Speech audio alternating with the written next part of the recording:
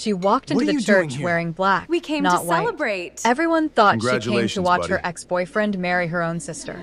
What they did not know was who she brought with her.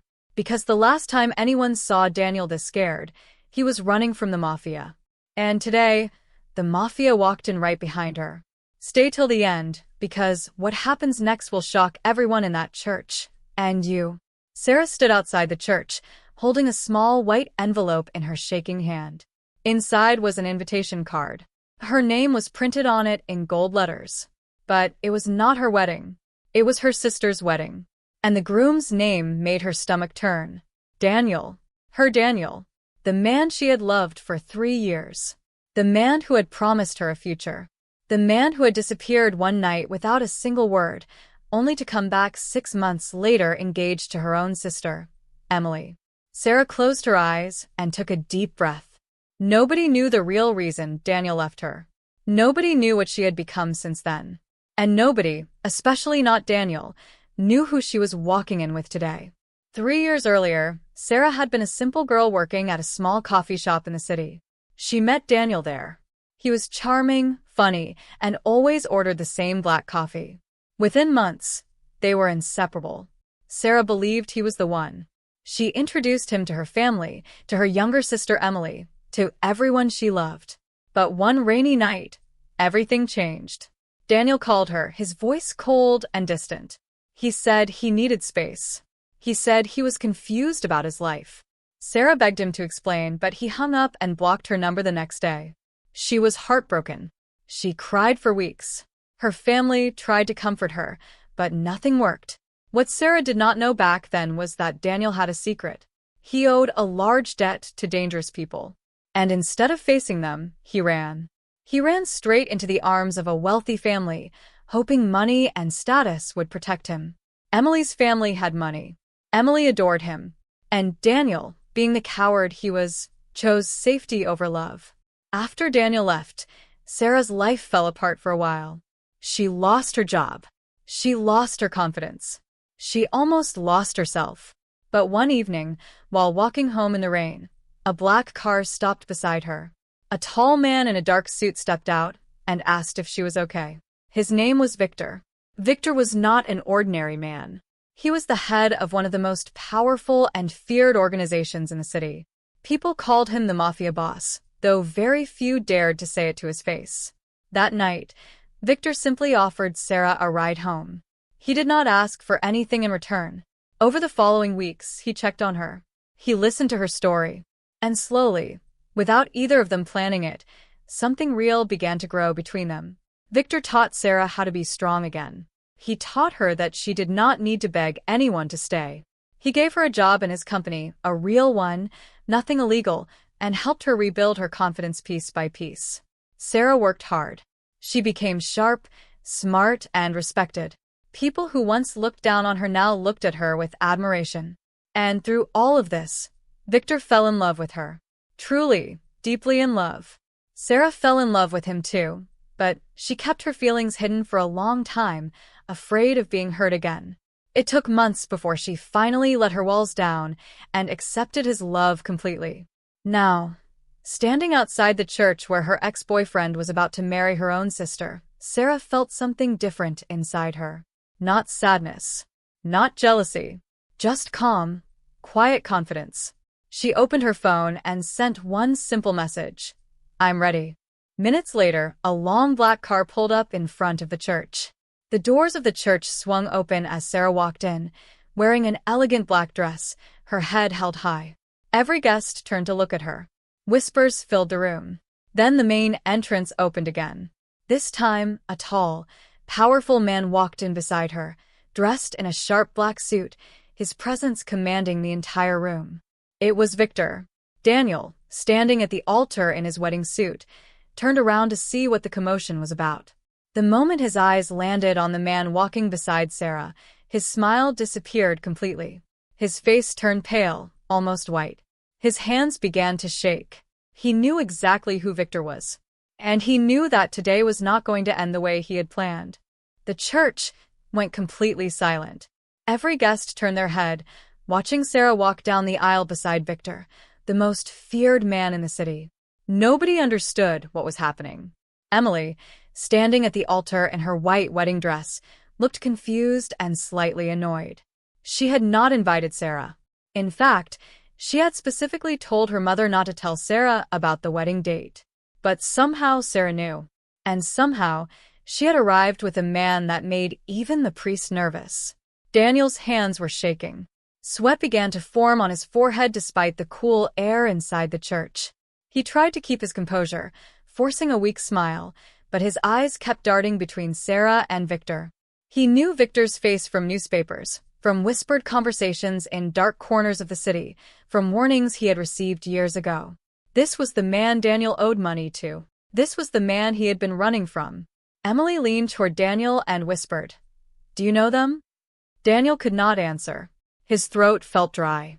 Victor walked calmly toward the front row and took a seat, as if he had every right to be there. Sarah stood beside him for a moment, then walked closer to the altar, her heels clicking against the marble floor. The whole room watched her every step. "I'm sorry to interrupt such a beautiful wedding," Sarah said, her voice steady and clear. "I just wanted to congratulate my sister, and to properly introduce her to someone from my past." Emily's mother, sitting in the front row, stood up in shock. "Sarah, what are you doing? This is not the time." "Actually, Mom," Sarah replied calmly, "this is exactly the time." Daniel finally found his voice. "Sarah, please, whatever you're doing, let's talk about this outside." "Why?" Sarah asked, tilting her head slightly. "Are you afraid your new family will learn the truth about you?" The guests began to murmur among themselves. Emily's face turned from confusion to worry. She grabbed Daniel's arm. "Daniel, what truth is she talking about?" Daniel did not answer. He looked at Victor, who had not said a single word since walking in. Victor simply sat there, watching, his expression unreadable, like a man who already knew how this story would end. 3 years ago, when Daniel left Sarah, he did not leave because he stopped loving her. He left because he was terrified. He had borrowed a large sum of money from Victor's organization to start a business that later failed. Instead of repaying the debt honestly, Daniel tried to run. He changed his phone number, moved to a different part of the city, and searched desperately for a way to disappear from Victor's world completely. That was when he met Emily. She came from a wealthy family. Marrying her seemed like the perfect escape, a way to hide behind money and status, believing Victor would never dare touch a family with such powerful connections. Daniel abandoned Sarah without any explanation because he could not risk Victor finding out about their relationship. He thought cutting all ties with Sarah would keep her safe and, more importantly, keep himself hidden. He was wrong. 3 years ago, Sarah continued, turning to face the guests, Daniel disappeared from my life without any warning. I spent months wondering what I did wrong. I blamed myself. I cried myself to sleep more nights than I can count. Emily's eyes widened. She had never heard this part of the story.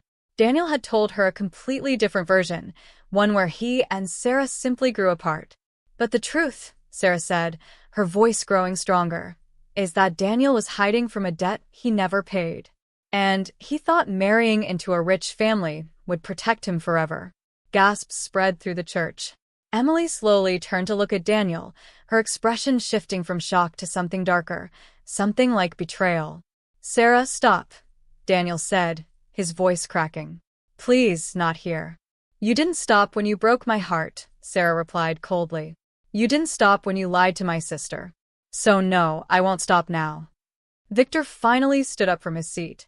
The entire room seemed to hold its breath as he walked slowly toward the altar, his footsteps echoing in the silent church. Daniel took a step backward, nearly stumbling over his own feet. Mr. Daniel, Victor said, his voice low and calm, yet carrying a weight that made everyone in the room feel uneasy. It has been a long time. Daniel opened his mouth to speak, but no words came out. Victor smiled slightly, a smile that did not reach his eyes. I believe we still have some unfinished business between us. The guests watched in stunned silence as Daniel's legs seemed to give way beneath him. Emily stood frozen beside him, still in her wedding dress, realizing that the man she was about to marry had been lying to her from the very beginning. And Sarah, standing quietly to the side, felt something she had not felt in 3 long years. Peace. The church remained silent, but it was not a peaceful silence. It was the kind of silence that comes right before a storm. Daniel stood frozen at the altar, his wedding suit suddenly feeling too tight around his neck. Victor stood only a few feet away from him, calm and composed, like a predator that had already caught its prey and was simply enjoying the moment. "Please," Daniel whispered, his voice barely audible. "Not here. Not in front of everyone." Victor tilted his head slightly. "You had 3 years to face me like a man, Daniel. Instead, you ran. You hid. And now you want to hide behind a wedding and a room full of innocent people?" Emily, still standing in her wedding dress, took a step back from Daniel as if he were a stranger. In many ways, he was. The man she thought she was marrying, the man she believed loved her, was now revealed to be someone who had used her entire family as a shield. "Daniel," Emily said, her voice trembling, "is this true? Did you marry me just to hide from him?" Daniel opened his mouth, but the words would not come. His silence answered the question better than anything he could have said. Emily's mother rushed forward, placing a protective arm around her daughter. "I want an explanation right now," she demanded, looking directly at Sarah. "Why would you bring this danger into our family celebration?" Sarah stepped forward, her expression calm but firm. "I didn't bring danger, Aunt. Daniel brought danger the moment he decided to lie his way into this family. I simply brought the truth." Victor raised a hand slightly, a small gesture that somehow made the entire room fall even quieter. "Mrs. Reynolds," he said politely to Emily's mother, "I have no intention of causing a scene at your daughter's wedding. My business is only with Daniel." "What business?" Emily's mother asked, though her voice already sounded like she feared the answer.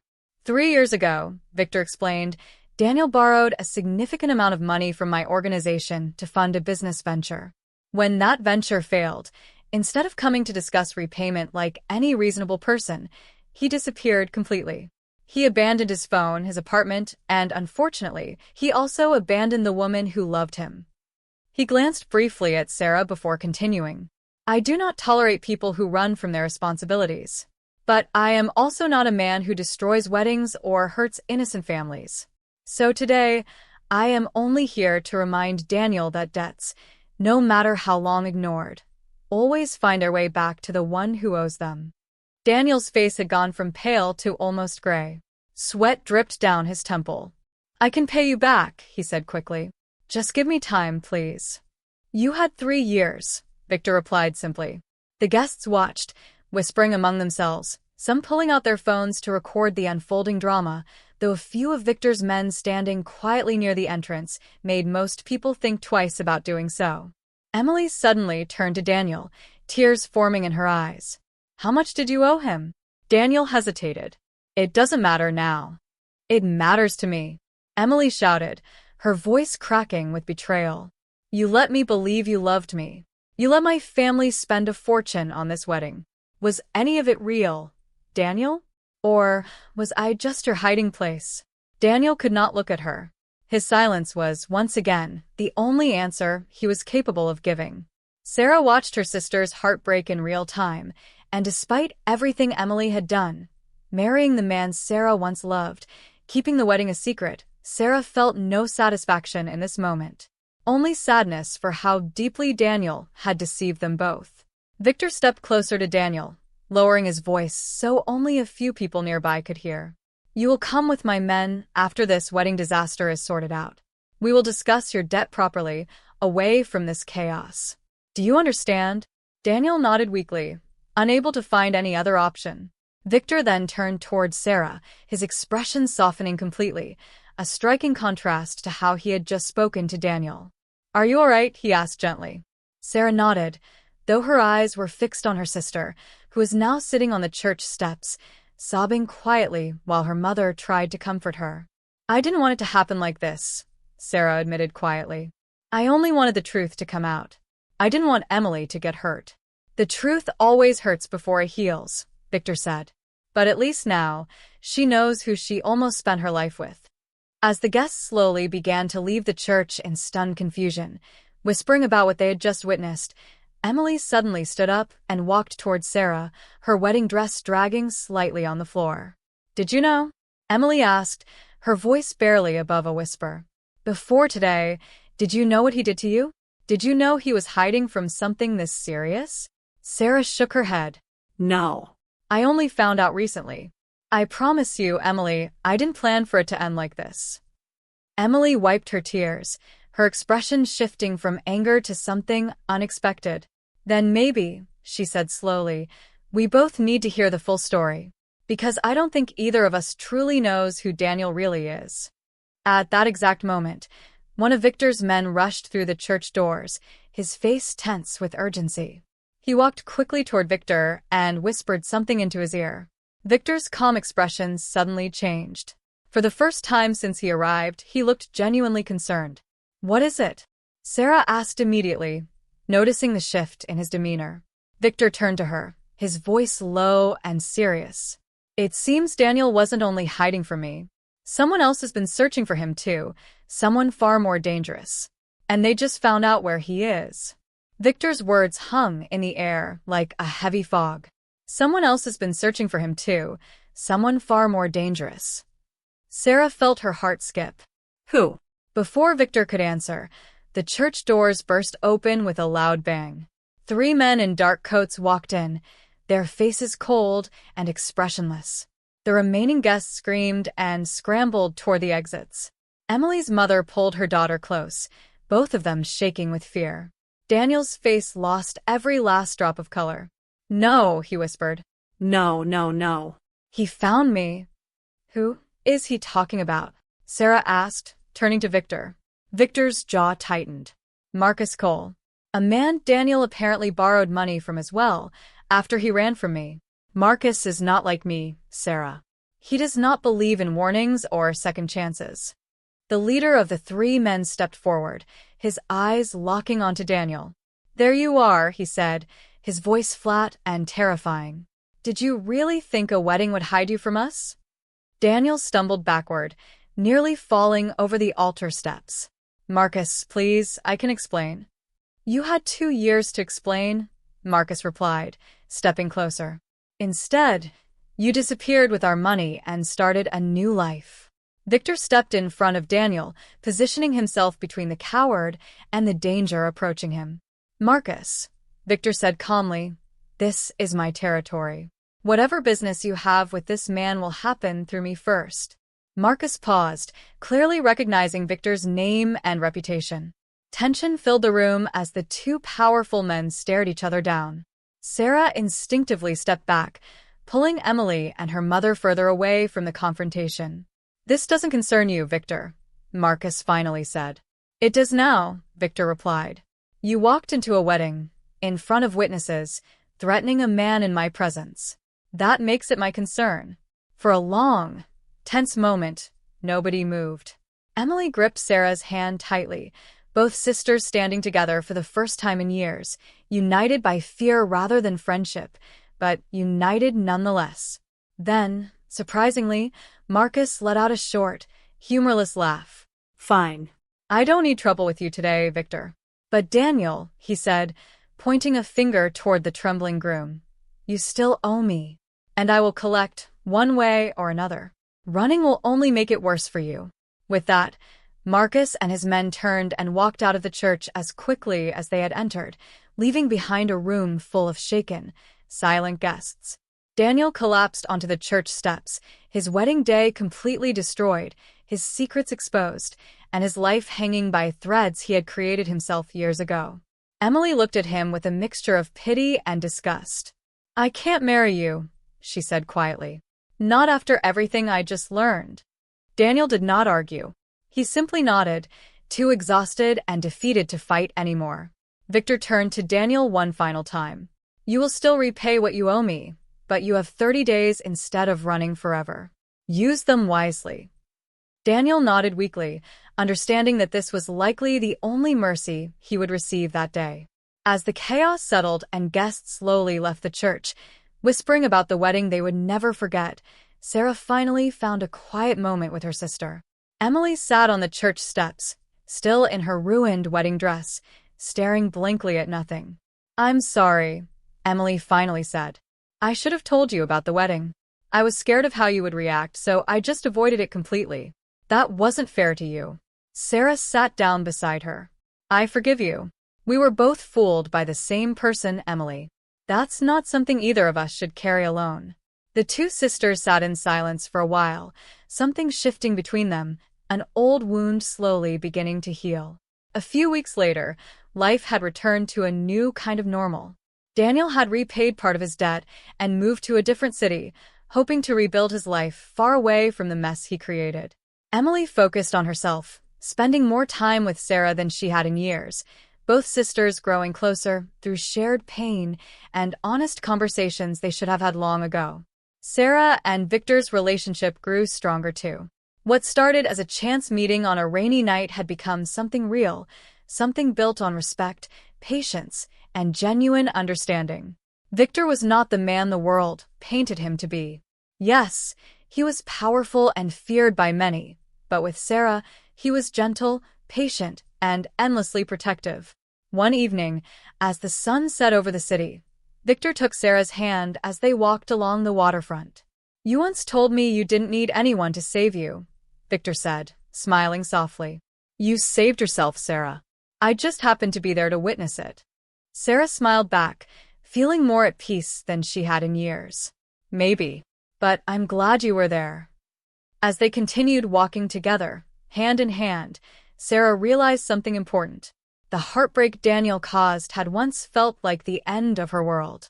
But in truth, it had only been the beginning of a much stronger, much braver version of herself, one that no one, not even the most powerful man in the city, would ever be able to break again.